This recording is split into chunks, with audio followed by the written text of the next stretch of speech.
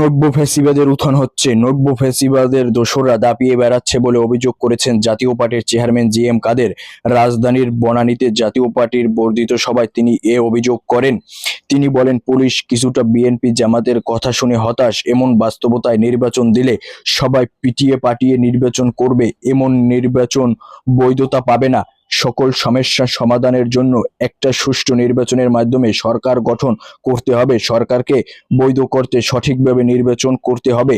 এ সময় আরো বলেন, রক্ত দিয়ে নব্য ফ্যাসিবাদ রুখে দেওয়ার আহ্বান জানান তিনি। বলেন, যেখানে বাধা আসবে সেখানে রুখে দিতে হবে, প্রয়োজনে জীবন দিতে হবে বলে মন্তব্য করেন তিনি। তিনি আবারও বলেন, মিডিয়া হাউস থেকে শুরু করে শিক্ষা প্রতিষ্ঠান সবখানে নব্য ফ্যাসিবাদ দখল করেছে, চাঁদাবাজি করতে আছে।